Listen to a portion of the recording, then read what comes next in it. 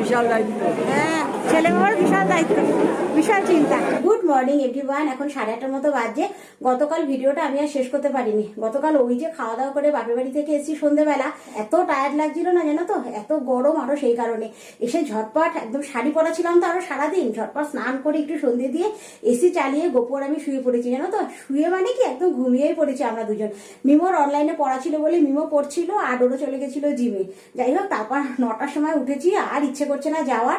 তারপরে বোনকে ফোন করে বললাম যে গোপুকে একটু পাঠাচ্ছি, একটু খাবারটা পাঠিয়ে দিয়ে আমরা বাড়ি বসে একটু অল্প অল্প করে খাই, খেয়ে শুয়ে পড়ি, আর যাওয়ার ইচ্ছে নেই। তারপরে বোন আবার গোপুকে দিয়ে খাবার বাড়িতে পাঠালো, খেয়ে আমরা শুয়ে পড়েছি। আর আমি ভিডিও শেষ করতে পারিনি জানো তো। আর গতকালের টায়ার্ডনেসটা আজকে সকাল পর্যন্ত ছিল, যার জন্য আমরা আজকে মর্নিং ওয়াকও যাইনি। অথচ দেখো, কালকে কিন্তু আমরা কোনো কাজই সেভাবে করিনি, কোনো রান্নাবান্নার চাপও ছিল না আমাদের। এত গরম না, এত ঘাম হচ্ছে, যার জন্য আরো বেশি ক্লান্ত লাগছে। যাই হোক, আজকে আছে আমাদের একটা নেমন্তন্ন, একটা বিবাহ বার্ষিকের নেমন্তন্ন। এই কারণে আজকে আমাদের ব্রেকফাস্টও হালকা হবে, কালকে যেহেতু রিচ খাওয়া হয়েছে ওইসব। আর দুপুরে রান্নাও একদম হালকা হবে আমাদের। গপু আজকে ব্রাউন ব্রেড নিয়ে এসছে, আজকে সবাই দুধ পাউরুটি খাবে। আমি অবশ্যই একটু ছাতু মুড়ি খাবো আম দিয়ে। আর আজকে বাইরে রোদটা দেখো, একদম খটখটে রোদ, যেরকম রোদ সেরকম গরম। আর এই গরমে কিভাবে যে রাত্রে অনুষ্ঠান বাড়ি যাব সেটাই ভাবাচ্ছে এখন আমাদের। গপু বলেছে একদম হালকা খাবো, সেই কারণে গপুকে আজকে এখানে একেবারে দুধ পাউরুটি দেওয়া হয়েছে, পাউরুটিটাও এনেছে আজকে ব্রাউন ব্রেড। রাত্রে অনুষ্ঠান বাড়ি খাওয়া দাওয়া, ওই রিচ খাওয়া দাওয়া, তার মধ্যে এই গরম, ওই জন্য একদম হালকা, একদম হালকা খাবার। ডিম সিদ্ধটাও করতে বারণ করে দিয়েছে সবাই, মানুষ আর পারছে না কিছু। আর এখানে হচ্ছে আমার ব্রেকফাস্ট, একেবারে ইউনিক, ছাতু মুড়ি আম। এই গরমে আর কিচ্ছু ভালো লাগছে না, সকালে একটু ফল হলে বেশ ভালো লাগে খেতে। গপু এই জাস্ট বেরিয়ে গেল, আমি ঝটপট উপরে চলে এসেছি, কারণ আমার রান্নাঘরটা এত গরম না জানো তো। উপরের কাজটা তাড়াতাড়ি করে নিচে যেতে পারলে আমার শান্তি। একটা বড় সাইজের পেঁপে আছে, সেই পেঁপেটা দিয়ে একটু মুগ ডাল ভেজে একটু তরকারি মতো হবে। আর চিংড়ি মাছ আছে ফ্রিজে, সেই চিংড়ি মাছটা একটু সর্ষে বাটা দিয়ে ভাপাবো। একেবারে সমস্ত কিছু মাখিয়ে ভাতের মধ্যে দিয়ে দেবো। ভাত হয়ে গেলে পরে অর্ধেকটা ভাত তুলে নিয়ে তারপরে মাঝখানে বসিয়ে দিয়ে আবার বাকি ভাতটা যদি তার উপরে দিয়ে দিই টিফিন বক্সের উপরে। চিংড়ি মাছটা খুব নরম হয়, যারা খাওনি একবার খেয়ে দেখো, খুব সফট হয় চিংড়ি মাছটা জানো তো। মিমো গপু ভীষণ ভালো খায়, কেন চিংড়ি মাছ দেখবে যত বেশি তাপ পড়বে তত চিংড়ি মাছ শক্ত হয়ে যায়, আর এইভাবে ভাপে যদি দিই চিংড়ি মাছটা খুব নরম হয়। যারা খেয়েছো তারা তো জানোই। এইটুখানির মধ্যে ঘামাচ্ছি দেখো, আমি ভীষণ গরম বলি না আমার রান্নাঘরটা। এ দেখো, আমার লাইট এখন একদম ফাঁকা। আগে কি বলতো, এখানে দাঁড়ালে পরে না একদম লাইটের ওপর থেকে ওদের মাথাগুলো দেখা যেত যে ওর ভেতরে আছে, একটু একটু করে ওদের বড় হওয়াটা আমি দেখেছি। আর এখন একদম ফাঁকা, সব উড়ে চলে গেছে। আমাদের লক্ষ্মী খুব আশা নিয়ে এসেছিল সন্ধ্যেবেলা পাখির বাচ্চা নেবে বলে, কিন্তু জানো তো আমরা তো সবাই ওই বাড়িতে চলে গেছিলাম। আর সন্ধ্যেবেলা এসে দেখছি বারান্দা একদম সুনসান হয়ে গেছে জানো তো, কোনো পাখির আওয়াজ নেই, কিচ্ছু নেই। তারপরে গপু আবার একটা টুল এনে ওপরে উঠে দেখলো যে সত্যিই তাই, একটাও পাখি নেই। মানে 2-3 দিনের মধ্যে একেবারে পাখনা টাকনা হয়ে বাচ্চারা বেরিয়েও চলে গেছে।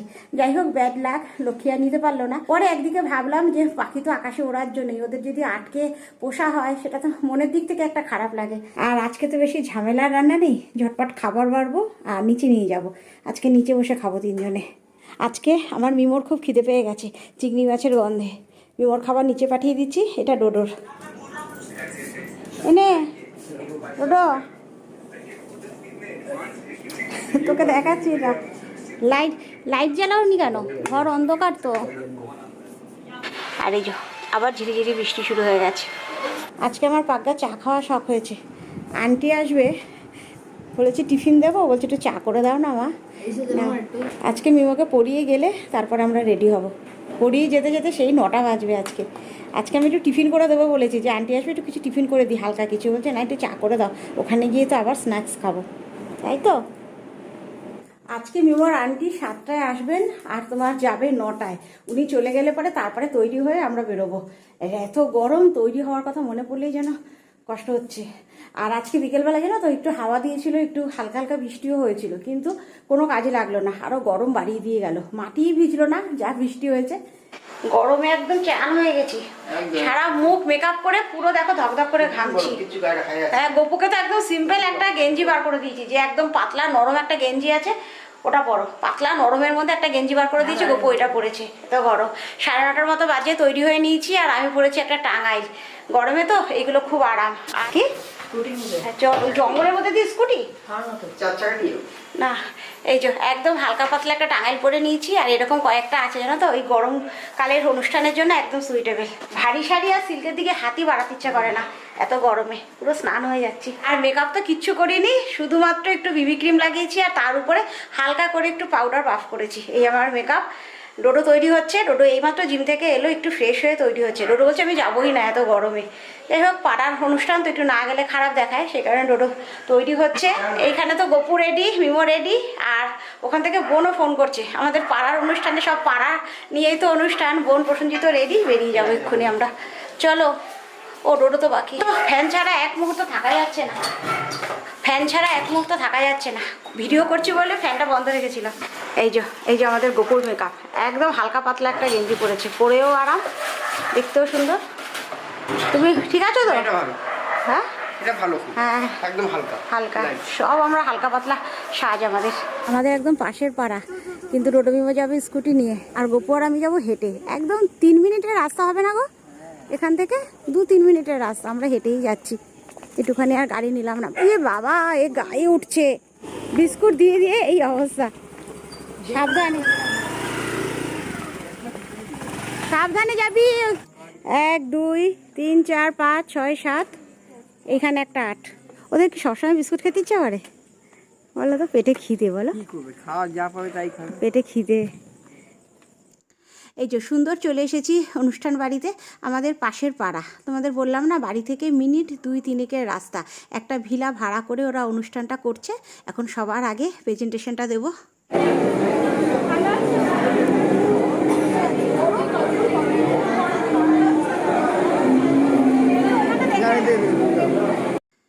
আর যার অনুষ্ঠানে এসছি ওর নাম সুস্মিতা, আমাদের পাড়ার বউ। আর প্রথম বছরের বিবাহবার্ষিকী ওরা সেলিব্রেট করছে এইভাবে। যাই হোক, ভীষণ ভালো লাগছে, আর ওকে খুব মিষ্টি লাগছে। আমি তো ওখানে বলেই ফেলেছিলাম।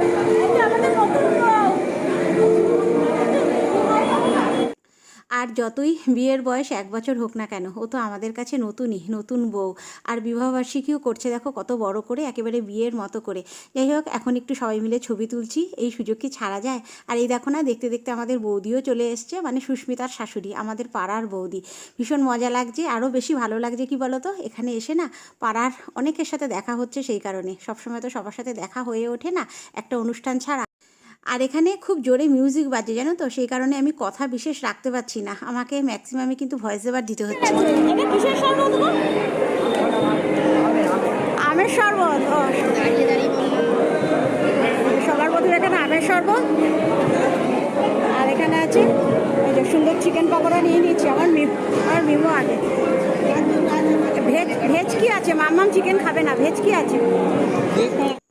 এমনি চিকেন কারি ফারি হলে সেভাবে খেতে পারি না, আমার দাঁতে ভীষণ ঢোকে, সমস্যা হয়। কিন্তু চিকেন পাকোড়া বা এইরকম কিছু স্ন্যাক্স জাতীয় হলে পরে আমি চিকেনটা ভালোবেসে খেতে পারি।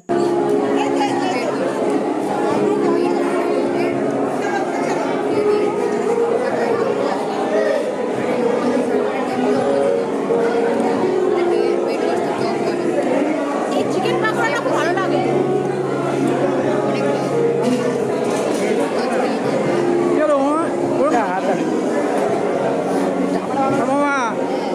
পকোড়া কেমন আছে? পকোড়া কেমন আছে? ভালো আছে?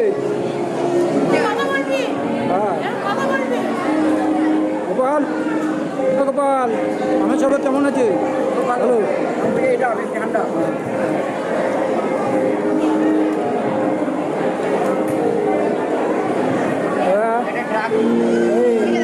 পকোড়া কেমন আছে? ভালো। সুন্দর ফ্যানের তলায় দুজনে বসে পড়েছি, আর এখানে আম পোড়া শরবত নিয়ে এসেছি। এটা খেয়ে এত আরাম লাগছে না, আম পোড়া শরবত। এটা খেয়ে গলাটা ভিজে যাচ্ছে, কেমন লাগছে? দারুণ দারুণ লাগছে। এত গরম তো, আমাদের চিল ঠান্ডা, খুব ভালো লাগছে। গলা ভিজে যাচ্ছে। এটা ফুচকা আছে, ফুচকাটা সবার লাস্টে খাবো, এখন খাবো না ফুচকা। এখানে আমার মিমো ঠিক বন্ধুকে জোগাড় করে নিয়েছি না। মিমো, মিমো, এই পাপান কোথায়? এত পাপান কোথায়? আসছে? আচ্ছা। আচ্ছা, নতুন বউয়ের সাথে তো তোমাদের আলাপ করালাম, কিন্তু আমাদের ছেলের সাথে মানে আমাদের বরের সাথে কিন্তু এখনও তোমাদের আলাপ করায়নি। এই যে সবুজ পাঞ্জাবি পরা আমাদের ছেলে, আমি কিন্তু সম্পর্কে ওর পিসি হই। 10টা 15 মতো বাজে, যাচ্ছি ওপরে ডিনার করতে। মামামরা আসছে, বোনকে ডেকে চলে এসেছি ওপরে, একটা ব্যাচ এক্ষুনি পুরো ফাঁকা হয়ে গেছে। 10:30টার মতো বাজে, গার্ডেনও খাবার জায়গা বিশাল এসে দেখছি পুরো ফ্ল্যাট ছিল, দাঁড়ালাম, তারপরে জায়গা ফাঁকা হয়ে পড়েছে। হ্যাঁ, 10:30 বেজে গেছে, একটা টেবিলে আমরা চাইছিলাম। এই যে সুন্দর বসে পড়েছি, সামনেই আমাদের এখানে মেনু কার্ড, নানপুরি, চানা পনির, স্যালাড, ফিশ চপ, আর এখানে বরকনি। আমাদের ছেলের বাবা চলে এসছে, কিচ্ছু বলতে হবে না, আমরা তো নিজের লোক। বিশাল দায়িত্ব। হ্যাঁ, ছেলে বাবার বিশাল দায়িত্ব, বিশাল চিন্তা। এই যে সুন্দর চলে এসেছে নানপুরি। ওটা খাবি না? না, ওর শরীরটা ভালো না, ওর শরীরটা ভালো না। নানপুরি আর চানা পনির একদম ফার্স্ট আমাদের। ব্যাস ব্যাস। আর এখনো 11:30টার মতো বাজছে, ওখান থেকে এই জাস্ট এলাম, এখনো ড্রেসও চেঞ্জ করিনি। আজকে গরমে আমাদের সবার অবস্থা খারাপ, জানো তো। আর ওখানে তো ওরা প্রচুর আইটেম করেছে, একেবারে স্টার্টার থেকে শুরু করে মেন কোর্স, তাই না বলো? আমাদের গপু এখানে একদম খালি গায়ে বসে পড়েছে। প্রচুর আইটেম ওরা করেছে, কিন্তু আমরা সেভাবে খেতে পারিনি, জানো তো, এত গরম না। সব কিছুই খেয়েছি অল্প অল্প করে, কিন্তু কোনো রকম মিষ্টি খাইনি। কালকে যেহেতু জামাই ষষ্ঠীতে একটু দই মিষ্টি খাওয়া পড়েছে, সে কারণে আজকে কোনো মিষ্টি খাইনি। তো চলো, ভিডিওটা আর বড় করছি না, এখন ড্রেস চেঞ্জ করবো, শুয়ে পড়বো, অনেকটা রাতও হয়ে গেছে। দেখা হচ্ছে তোমাদের সাথে আবার নেক্সট ব্লগে। ততক্ষণে যেটা সবাই সুস্থ থেকো, ভালো থেকো। তাহলে এখনের মতো গুড নাইট।